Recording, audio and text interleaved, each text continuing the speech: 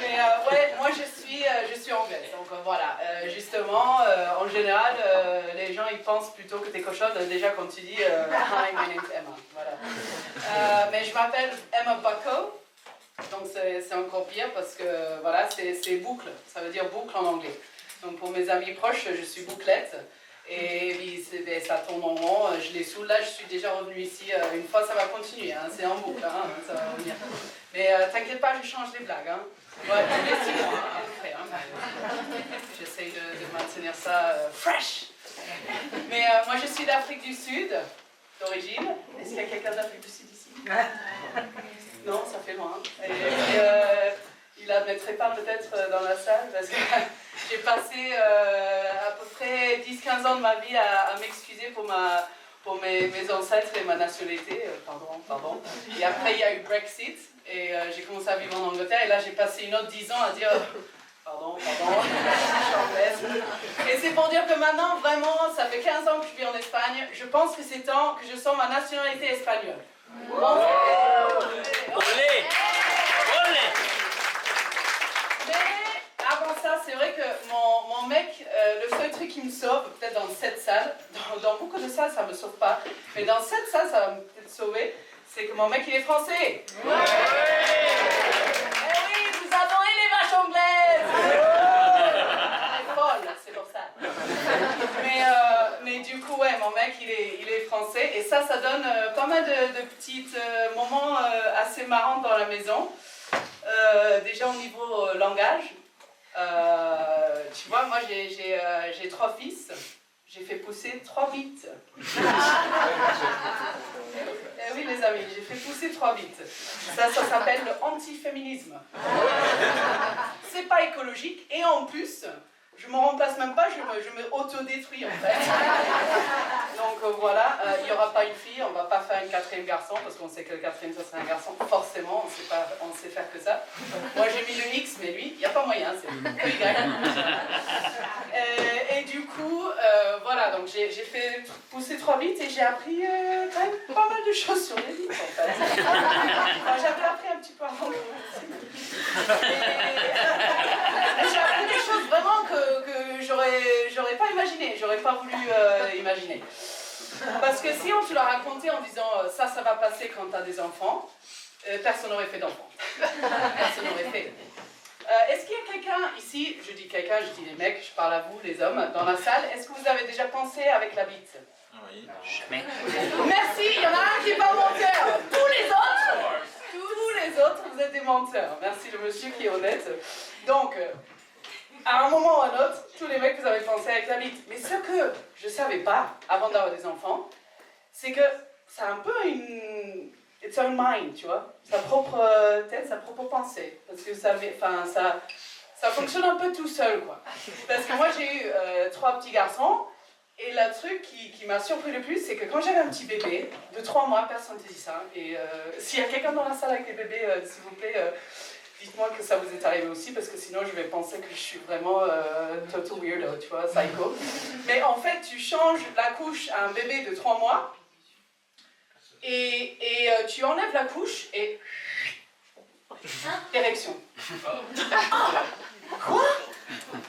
En fait, ça veut dire que... Et puis, il y en a plein ici, là, qui me regardent en mode... Qu'est-ce qu'elle faisait quand elle changeait la couche? C'est un peu bizarre son histoire. Non, mais vraiment, juste en changeant la couche, et je me suis dit, putain, il faut que de l'air. Que de l'air. Mais les filles, imaginez si pour nous, c'était que ça. Non, mais Michel, tu peux laisser ouvert la fenêtre. Là, il y a un gros verre. Oh, attends, non, mais j'attends mon train. Ah non, il y en a une qui passe sans arrêt. Ah merde, c'est le Herredos. Putain, ils arrêtent jamais. À Castel-des-Fêtes, s'ils arrivent même pas, ils viennent pas. Il n'y a personne qui va venir dans cette situation-là si c'est le Herredos. Mais du coup, ouais, j'ai appris pas mal de trucs sur les garçons, sur les beats, des trucs que je ne m'attendais pas du tout. Et vraiment, dans ma maison, je rentre dedans et il y a tellement de testostérone que j'appelle ma maison Testosterone. Et je rêve que d'une chose, parce que je vois l'adolescence arriver. Là, j'ai 3 garçons, ils ont 12, 9 et 4 ans. Wow. Oui. Même pas une applause, putain. Je rigole. Ça dure, hein, Valentin. J'affirme. Non, et du coup, je vois l'adolescence arriver, et je me dis, putain, je rêve que d'une truc, c'est d'avoir ma propre salle de bain. Dans une autre maison. Je pense que ça, c'est la clé pour être heureuse d'ici 5 ans. Donc j'essaie de cibler ça et j'épargne de côté et on va voir ce qui se passe. Et puis voilà, si je pourrais avoir aussi un autre mari ou un garçon. Non, mais on verra ça plus tard. Et il n'est pas dans la salle. Hein. Il est à El Salvador. Ah oui. Donc là, cette semaine et la semaine prochaine, je suis en mode solo parenting. Ça veut dire qu'on n'arrive jamais à l'école à l'heure. Jamais de toute la semaine. Je l'ai fait il y a 2 jours et j'ai fêté ça avec une petite verre de vin en revenant à la maison. J'étais contente. 9h51, oui, c'est bon, c'est presque midi, j'ai été levée depuis 5h30. Hein. Putain. Donc voilà, il n'est pas là, il fait du surf à El Salvador parce que, sachant que moi je suis l'amour de sa vie, je suis l'amour de sa vie jusqu'à qu'il y a des bonnes vagues. Et là, il part rider autre chose. C'est bon. Et là, il ride bien là depuis 2 semaines et j'espère que c'est que des vagues, mais on ne sait pas. Hein, ça va drôle. Oh merde. Et du coup, buena vida. Et du coup, voilà, il est à El Salvador. Et le truc que j'ai flippé, j'adore des petites idiosyncrasies de langue. C'est des choses qui, tu dis, mais comment ça se fait? Pourquoi c'est comme ça? Il m'a envoyé une vidéo des crabes ermites, ok? Et là, dans la vidéo, je vois la vidéo, il fait Bernard! Putain, mais c'est la seule langue au monde où vous donnez un prénom à une espèce d'animal. Bernard l'ermite. En même temps, je me suis dit, si j'allais donner un nom à une crabe ermite, quel nom je vais donner? Forcément, ça va être Bernard. Tu imagines un gars de 45 ans qui vit encore chez sa mère, qui n'a jamais sorti de la maison, tu te dis Bernard, c'est le nom parfait pour une crabe ermite. Est-ce qu'il y a des Bernards dans la salle? J'aurais dû demander ça avant. Eh bien oui, mais il se cache, c'est normal. Je laisse un peu... Vous allez y arriver, hein, t'inquiète. Non, et du coup, je me suis dit, putain, mais c'est la seule langue au monde où on donne un prénom à une espèce. Imagine si on faisait ça dans toutes les langues. No, yeah. Geologist, you know, and look at this. It's Bob the jellyfish. Pourquoi Bob? Parce que ça rime avec blob et puis je suis américain, donc je peux l'appeler ce que je veux, je peux faire ce que je veux parce que je suis américain. Okay. Après il y a Lola la langoustine. Et ouais, Lola. Il y aurait Bowie le starfish. Pourquoi Bowie? Because he's a starfish waiting by the sea. Il attend sa pote Lola pour aller voir l'anémone.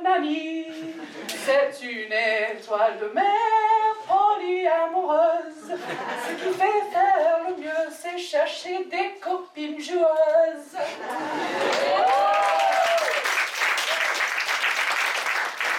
Désolée, j'ai pas fait si bien que Guillaume, mais bon, a cappella quand même. Et du coup, après, je me suis dit, putain, il y a le tiburon orange. Vous avez vu le requin orange?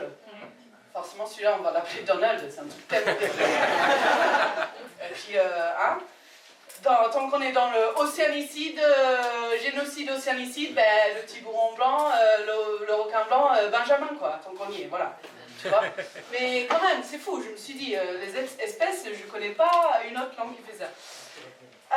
Je ne sais pas comment j'ai le de temps, mais je vais continuer hein, jusqu'à... Bon. Et du coup, avec la langue aussi, il y a plein de trucs qui arrivent dans mon jour à jour. Parce que moi j'ai 3 garçons, ils parlent anglais, français, espagnol. Pas vraiment catalan. Un petit peu, mais mieux que moi. Ça va dire déjà beaucoup. Mais du coup, mon fils de 9 ans, l'autre jour, il vient me voir, 8h du matin. Moi, je n'avais pas pris mon café encore, je prenais du temps pour me réveiller. Et il me dit, Mommy, can I have a cock egg for breakfast? Pardon? Je peux avoir une œuf à la bite? T'as 9 ans, il est 8h du matin, pourquoi t'es en train de parler de bite en fait? Qu'est-ce qui se passe? Et mon cerveau, il a pris 2-3 secondes pour le rejoindre, tu vois. Et après, je me dis, ah, un œuf à la coque. Je me suis dit, il n'y a que le français pour faire un truc tellement innocent, un truc sexuel. Œuf à la coque. Et après, je me suis dit, bon, mais tant qu'on y est, je vais lui faire l'œuf à la coque. Au moins, il y a quelqu'un qui va manger du coq pour le petit-déj. Moi aussi, j'aimerais bien, mais il est à Salvador. Bon.